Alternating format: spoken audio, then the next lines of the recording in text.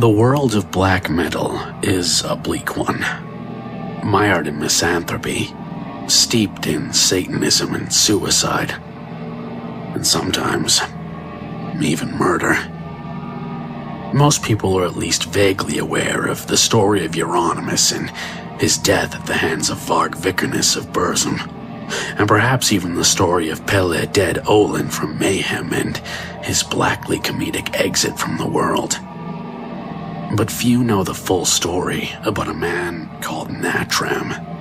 A man who, it's said, escaped from a psychiatric hospital and smashed in a child's head with an axe before begging the police to kill him. Little is known of Nattram prior to his joining of the band Silencer around 1998, and no record of him appears to exist online. There has been speculation as to his real identity, but nothing appears to have been confirmed, and so we're left only with a label: Nattram. It appears to have no meaning, but is said to, at least in part, represent anxiety and a timid personality. But again, no confirmation, only speculation. Images began to surface around the time of the recording of Silencer's only album, Death Pierce Me, an unusual blend of black metal, doom-like repetition, and Nattram's pained, tortured screeches.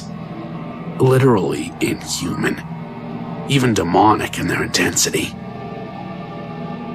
In the pictures that circulated, Nattram was shown clothed in blood-soaked rags and standing in various occult poses.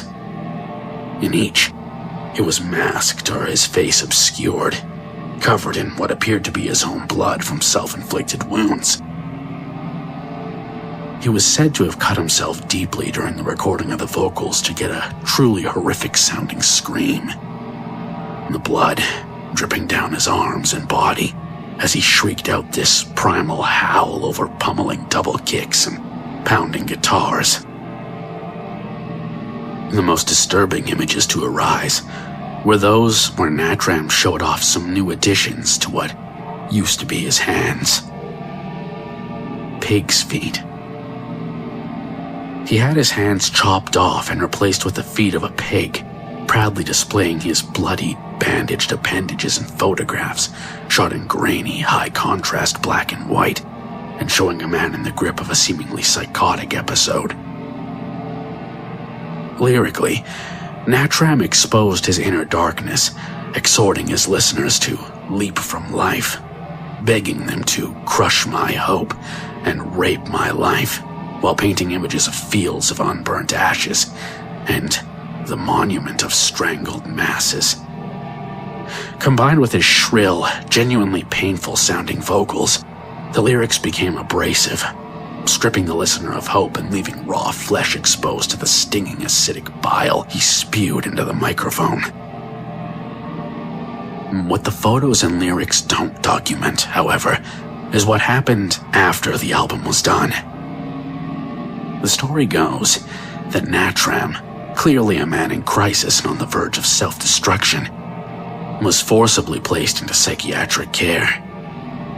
He escaped from the hospital sometime in late 2001 and is said to have chased a 5-year-old girl with an axe, eventually catching her and smashing her head open, fortunately not killing her outright, before attempting suicide by cop, attacking the police officers and begging them to kill him there and then. The police eventually managed to distract him with their dogs for long enough to get him on the ground, where he continued his pitiful pleas for death. He would be placed again in a high-security psychiatric ward. Some say he was locked away for 5 years or more, but it's difficult to pin down the specifics. It appears that he was detained as a danger to himself and others, but was presumably treated in the hopes of lessening his suffering and returning him to society. As part of his therapy, he was encouraged by his counselors to take up music again, which resulted in a project called Diagnose Lebensgefahr, roughly translated as Diagnosis, Risk of Death. referring to Nattram's fragile mind state. Far removed from the brutality of Silencer, the album, Transformalin, took a more dark ambient approach, more bleak, filled with despair and a hollow, empty feeling that reflected the mind of its creator. As an artistic expression, it conveyed the pain and isolation of his mental illness and shone a light into a darkened corner of his psyche as he exorcised his demons. Nattram would later release a collection of art and poetry known as Grisharda, or Pig's Heart, again echoing his use of the porcine imagery of the photographs.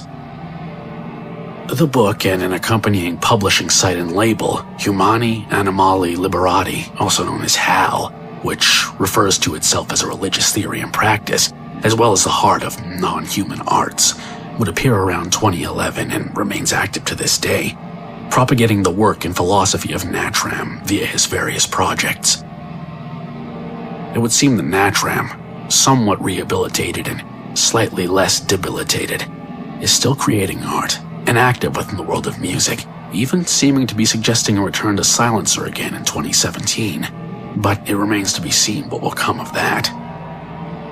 All we can say with any certainty in this story is that Nattram has become a living legend in the world, not only of black metal, but underground music in general. He represents the extremities of the genre as he lives it, fully committed to what has become known as depressive suicidal black metal, all of which Nattram personifies in one broken, tortured human being.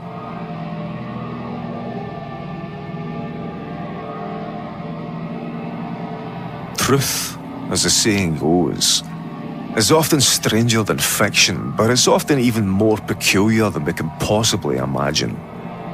This is true of Nattram and the wild tales of murderous rampage, psychotic breaks and pig's feet, all occurring in a world renowned for its depressive atmosphere and bleak worldview.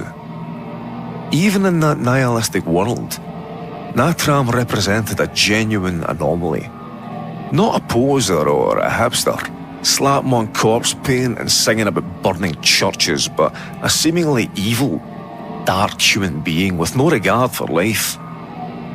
Some have identified Nattram as Mikael Nielsen, but no confirmation can be found. Given the general year of birth given for him on the usual sites, he's a 40 to 42-year-old Swedish guy, but aside from that, there's very little evidence or confirmation that it's true. A cursory search into Nielsen reveals a Swedish artist who looks like he may be around the same age, but this is total speculation, to be honest. If we look more deeply at the photos and the story of Nattram in general, many inconsistencies begin to emerge that give us reason to doubt the narrative. Let's take a look at them one at a time and try to find the facts so as to better understand Nattram and his projects. Let's start with the elephant in the room, or pig in this case. The pictures of Nattram show him with pig's feet attached where his hands should be, covered in bandages and blood. It's a gruesome sight to the weak of stomach, but a closer inspection reveals a few problems. To begin with, he clearly still has his fucking hands. You can see them through the bandages, and besides, the pig's feet extend out in a way that they just wouldn't if it was real. If he actually did manage to do it, then someone else would have had to have sewn them on for him, because he ain't going to be able to sew on his own fucking trotters, is he? So no, sorry, but the pig feet thing's total bullshit. Cool idea, shit execution. On this one, I stand to be corrected from the outset, but let's consider the claims about the self-harm during recording to create those seemingly authentic screams of pain. Anything I've ever read about the recording session suggests that he was cutting his hands and arms while screaming, slashing his flesh with a knife or a razor or something as he screeched, "Cut me, hurt me, take my life, kill me." Now, the screams, even as someone who genuinely enjoys black metal and harsh noise, are disturbing sounding as well as irritating. They sound like a man who's genuinely not quite right, but they also sound incredibly overdramatic. What's most peculiar to me about this whole thing is this. If we look at the pictures of Nattram's arms and hands at any time, and even in the most recent images from 2011, we see no signs of scarring or healing wounds. Only in one picture can I see what could possibly be construed as a slight scar on his left arm. But even then, it could just as easily be a photographic artifact. As someone whose partner is a recovered self-harmer, scarring on the arms and hands is still clear even well over a decade later, and she didn't even cut herself especially deep regularly. For the quantities of blood involved in the pictures and the fact they did it on a track like Death Pierce Me, which is over 10 minutes long, there would surely be significant open wounds. Also, if someone with this supposed level of mental illness is cutting themselves during a recording, it suggests that this wasn't a one-off behaviour. Again, from people close to me, I know that one-off cutting like that is rare and typically gets worse over time, rather than jumping straight into gouging your flesh. It just doesn't add up. The story about the axe attack is actually far more tragic than it would first appear, but does relate to a series of true events involving not Nattram, but his older brother, Patrick. Patrick was schizophrenic and had been placed in St. Siegfried's Hospital, but had escaped on the 7th of May 2001. He had stuffed his bed with clothes so that it looked like he was still there, and then escaped through the window, his absence unnoticed until 9:30 the next morning. He travelled by train to a nearby town and stayed in hiding until around 11 AM the following day, when he attacked 2 6-year-old girls with an axe he'd picked up on his travels. He struck both girls. One took a near-fatal blow to the head, while the other was hit on the leg, but both survived, and Patrick attempted suicide by cop. He tried to attack the police officers with his axe, literally begging them to kill him before being smacked on the back of the head with a baton and detained. He was returned to the hospital and locked up again, but consumed by guilt over his crimes, he took his own life in the showers and was found dead by staff.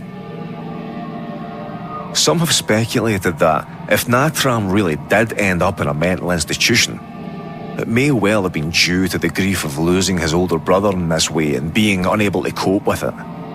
It remains speculation, as no evidence has been found to confirm that Mikael Nielsen was ever sectioned or treated for mental health issues, but the tragedy of losing his brother must have been profound.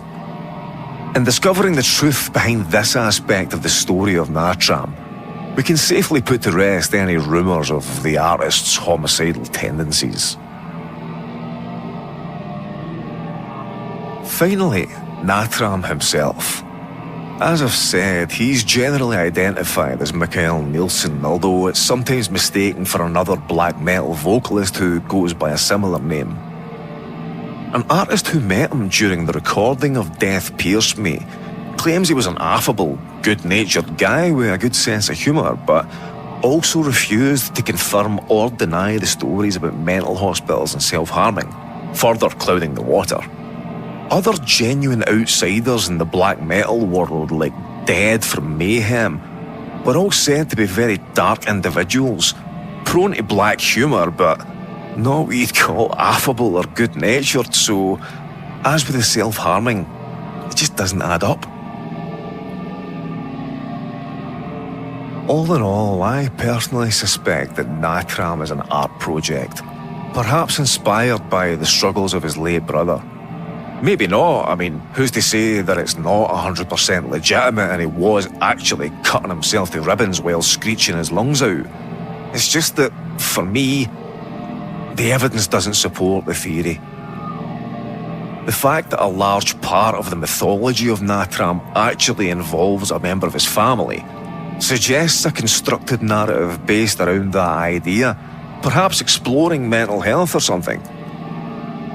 The timescales involved and the breakup of Silencer after the events involving Patrick all coincide to suggest that Mikael turned his back on music after the recording of Death Pierce Me, not that he was the person who committed the crime. As for his intent in the beginning, I have really no idea and can only speculate, so I will leave that to your good selves to form your own conclusions. Thanks for watching from both myself at the WeirdNet and KingSpook, and we hope you've enjoyed this new series we are putting together. Keep your eyes peeled, make sure you're subscribed to us both, hit that notification bell and follow us on all social media for more explorations and narrations involving all things weird, spooky, creepy and wonderful. Take care, folks.